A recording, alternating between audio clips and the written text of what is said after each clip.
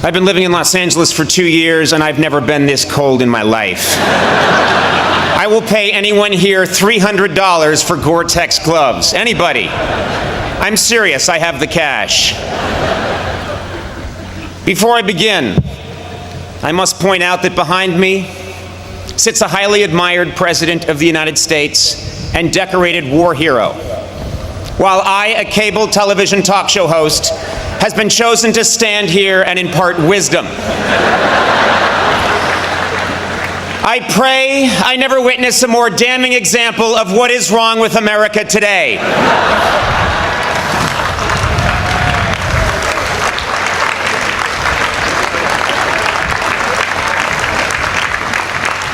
Graduates, faculty, parents, relatives, undergraduates, and old people that just come to these things. Good morning and congratulations to the Dartmouth class of 2011.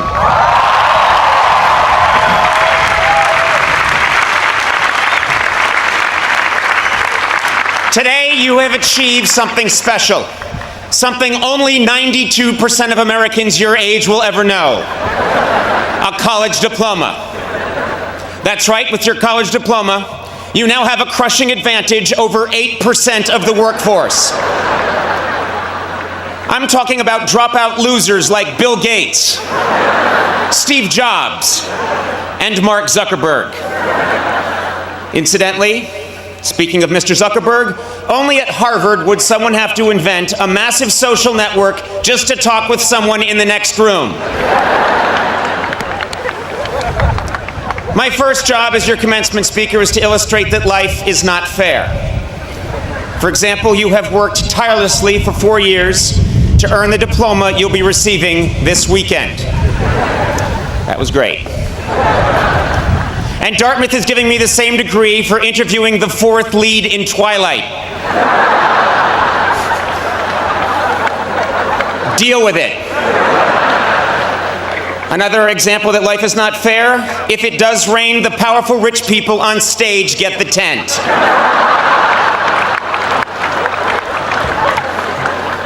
Deal with it. I would like to thank President Kim for inviting me here today. After my phone call with President Kim, I decided to find out a little bit about the man. He goes by President Kim and Dr. Kim.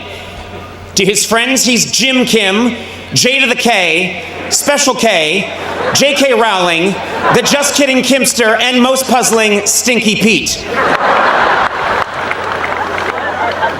He serves as the chair of the Department of Global Health and Social Medicine at Harvard Medical School, spearheaded a task force for the World Health Organization on global health initiatives, won a MacArthur Genius Grant, and was one of Time Magazine's 100 most influential people in 2006.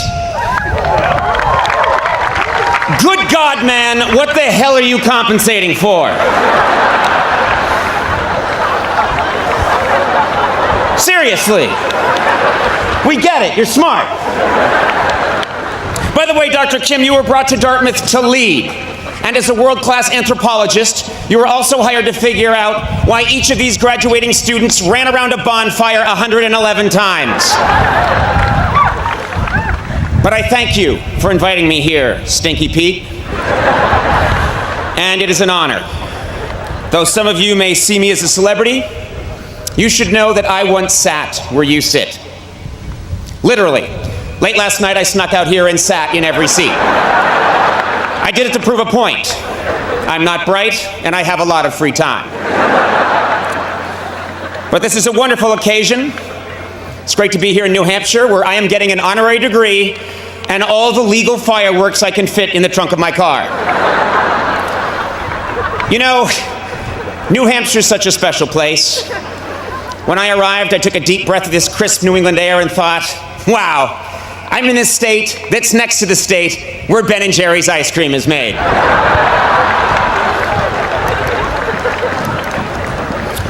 But don't get me wrong, I take my task today very seriously. When I got the call 2 months ago to be your speaker, I decided to prepare with the same intensity many of you have devoted to an important term paper. So late last night, I began.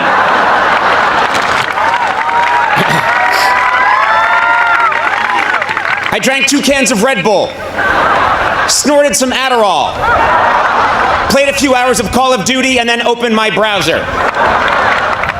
I think Wikipedia put it best when they said Dartmouth College is a private Ivy League university in Hanover, New Hampshire, United States. Thank you and good luck. To communicate with you students today, I have gone to great lengths to become well-versed in your unique linguistic patterns. In fact, just this morning, I left Baker Berry with my Trippy Barry to eat a Billy Bob at the Bema when my Flitz de Francesco was blitzjacked by some D-bag on his FSP.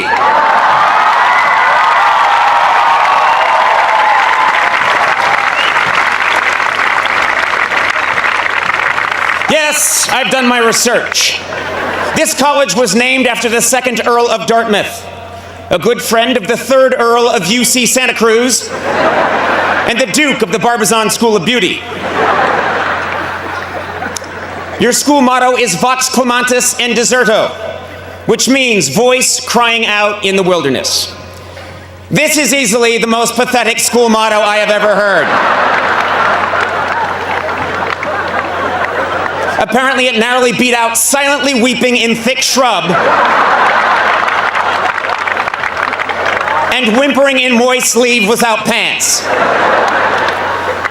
Your school color is green. And this color was chosen by Frederick Mather in 1867 because, and this is true, I looked it up, quote, it was the only color that had not been taken already. I cannot remember hearing anything so sad. Dartmouth, you have an inferiority complex, and you should not. You have graduated more great fictitious Americans than any other college. Meredith Grey of Grey's Anatomy, Pete Campbell from Mad Men, Michael Corleone from The Godfather. In fact, I look forward to next year's valedictory address by your esteemed classmate, Count Chocula. Of course, your greatest fictitious graduate is Treasury Secretary Timothy Geithner. Man, can you imagine if a real Treasury Secretary made those kinds of decisions?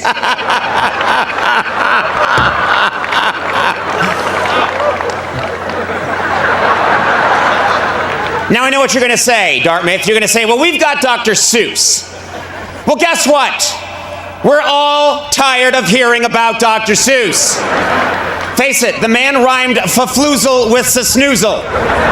In a literary community, that's called cheating. Your insecurity is so great, Dartmouth, that you don't even think you deserve a real podium.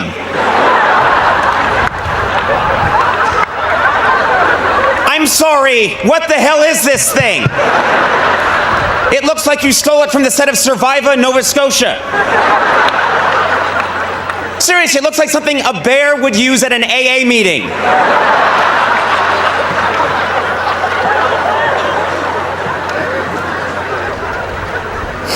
No, Dartmouth, you must stand tall. Raise your heads high and feel proud. Because if Harvard, Yale, and Princeton are your self-involved, vain, name-dropping older brothers, you are the cool, sexually confident, lacrosse-playing younger sibling who knows how to throw a party and looks good in a down vest.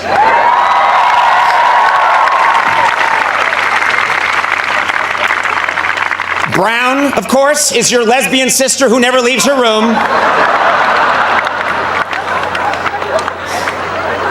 And Penn, Columbia, and Cornell, well, frankly, who gives a shit?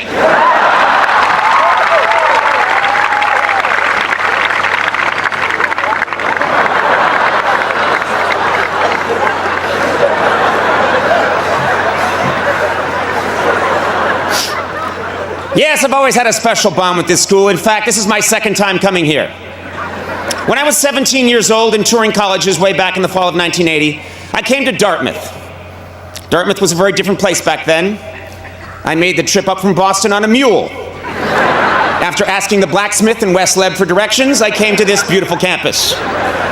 No dormitories had been built yet, so I stayed with a family of fur traders in White River Junction.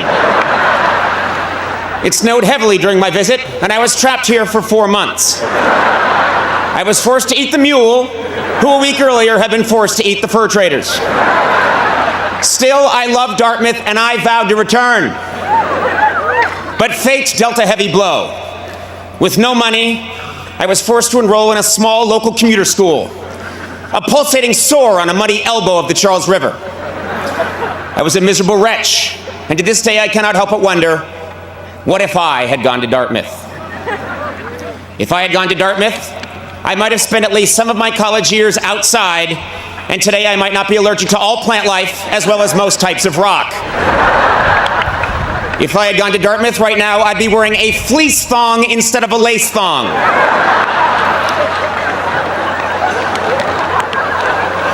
If I had gone to Dartmouth, I still wouldn't know the second verse to Dear Old Dartmouth. Face it, none of you do, you all mumble that part. If I had gone to Dartmouth, I'd have a liver the size and consistency of a beanbag chair. Finally, if I had gone to Dartmouth today, I'd be getting an honorary degree at Harvard. Imagine how awesome that would be.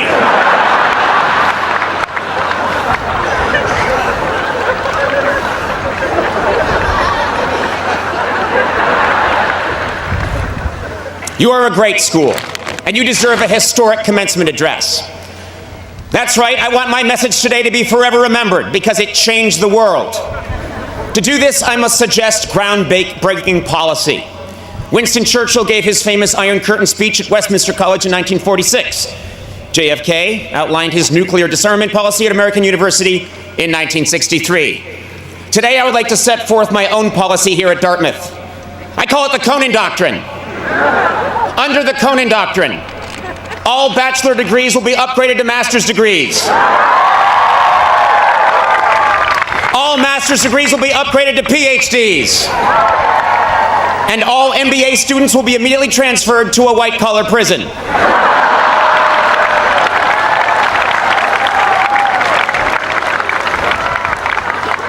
Under the Conan Doctrine, Winter Carnival will become Winter Carnival and be moved to Rio. Clothing will be optional, all expenses paid by the Alumni Association. Your nickname, the Big Green, will be changed to something more kick-ass, like the Jade Blade, the Seafoam Avenger, or simply Limezilla. The D-plan and quarter system will finally be updated to the 1/64th system. Semesters will last 3 days. Students will be encouraged to take 48 semesters off. They must, however, be on campus during their sophomore 4th of July. Under the Conan Doctrine, I will reinstate tube stock. And I will punish those who tried to replace it with field stock.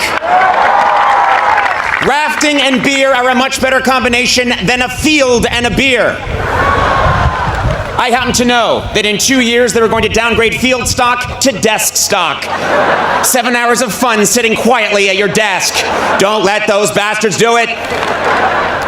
And finally, under the Conan Doctrine, all commencement speakers who shamelessly pander with cheap inside references designed to get childish applause will be forced to apologize to the greatest graduating class in the history of the world, Dartmouth class of 2011 rolls!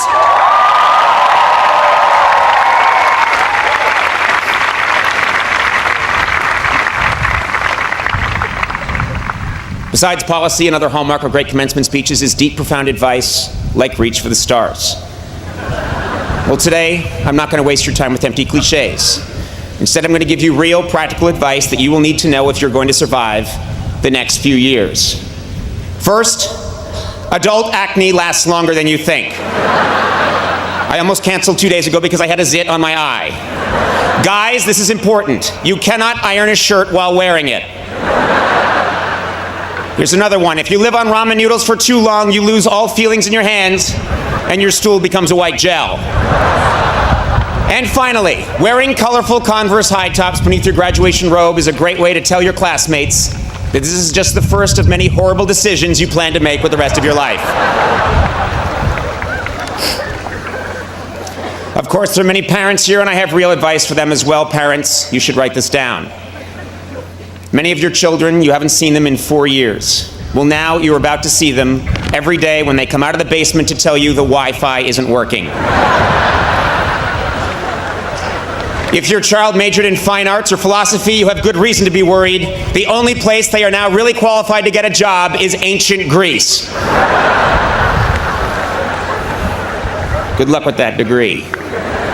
The traffic today on East Wheelock is going to be murder, so once they start handing out diplomas, you should slip out in the middle of the K's. And I have to tell you this, you will spend more money framing your child's diploma than they will earn in the next 6 months. It's tough out there, so be patient. The only people hiring right now are Panera Bread and Mexican drug cartels. Yes, you parents must be patient because it is indeed a grim job market out there. One of the reasons it's so tough finding work is that aging baby boomers refuse to leave their jobs. Trust me on this.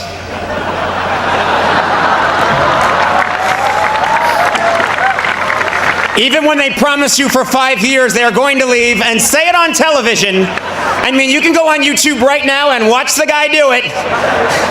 There is no guarantee they won't come back. Of course, I'm speaking generally. But enough, this is not a time for grim prognostications or negativity. No, I came here today because, believe it or not, I actually do have something real to tell you. 11 years ago, I gave an address to a graduating class at Harvard. I have not spoken at a graduation since because I thought I had nothing left to say. But then 2010 came. And now I'm here 3,000 miles from my home because I learned a hard but profound lesson last year, and I have to share it with you. In 2000, I told graduates, don't be afraid to fail. Well, now I'm here to tell you that though you should not fear failure, you should do your very best to avoid it.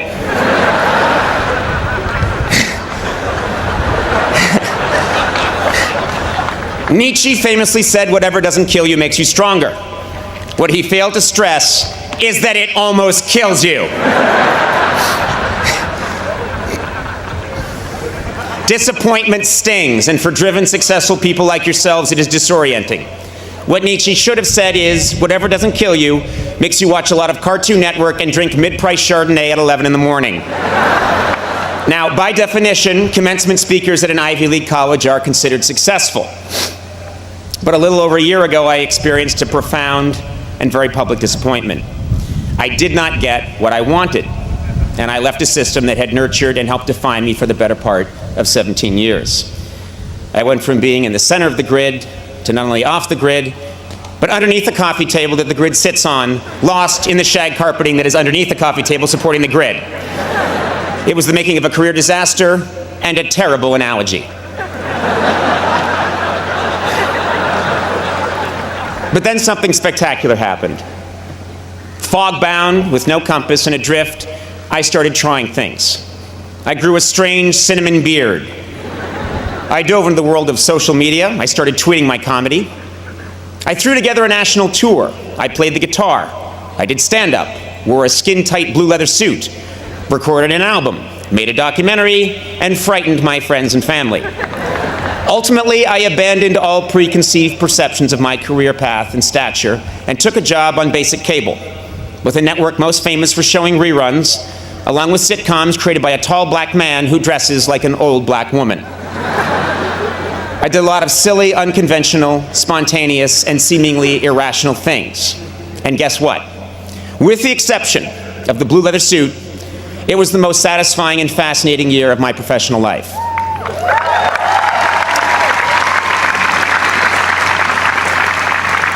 To this day, I still don't understand exactly what happened, but I have never had more fun, been more challenged, and this is important, had more conviction about what I was doing. How could this be true? Well, it's simple. There are few things more liberating in this life than having your worst fear realized.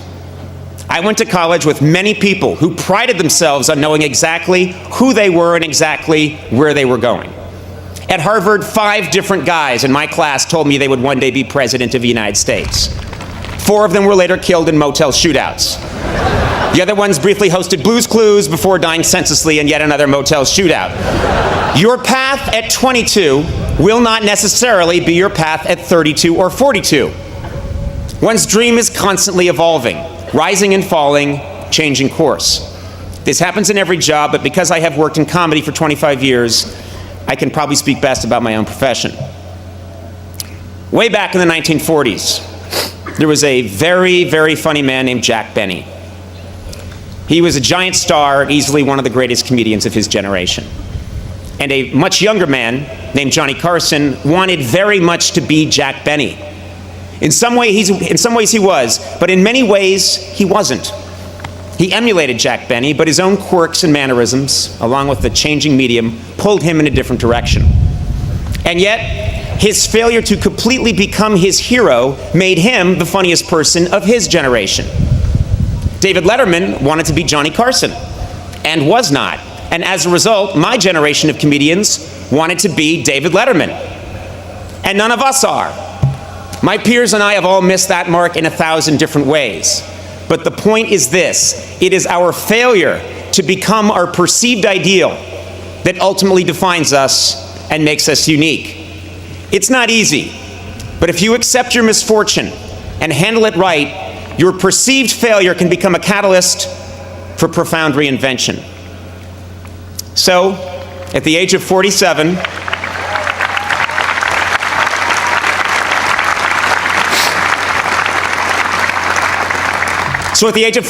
after 25 years of obsessively pursuing my dream, that dream changed. For decades in show business, the ultimate goal of every comedian was to host The Tonight Show.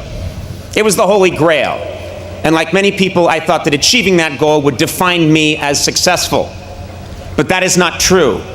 No specific job or career goal defines me, and it should not define you. In 2000, I told graduates to not be afraid to fail, and I still believe that. But today I tell you that whether you fear it or not, disappointment will come. The beauty is that through disappointment you can gain clarity, and with clarity comes conviction and true originality. Many of you here today are getting your diploma at this Ivy League school because you have committed yourself to a dream and worked hard to achieve it. And there is no greater cliche in a commencement address than follow your dream. Well, I'm here to tell you that whatever you think your dream is now, it will probably change, and that's okay. 4 years ago, many of you had a specific vision of what your college experience was going to be and who you were going to become. And I bet today most of you would admit that your time here was very different from what you imagined. Your roommates changed, your major changed. For some of you, your sexual orientation changed. I bet some of you have changed your sexual orientation since I began this speech. I know I have. But through the good, and especially the bad, the person you are now is someone you could never have conjured in the fall of 2007. I've told you many things today, most of it foolish, but some of it true. I'd like to end my address by breaking a taboo and quoting myself from 17 months ago. At the end of my final program with NBC, just before signing off, I said, "Work hard, be kind, and amazing things will happen." Today, receiving this honor and speaking to the Dartmouth class of 2011 from behind a tree trunk, I have never believed that more. Thank you very much and congratulations.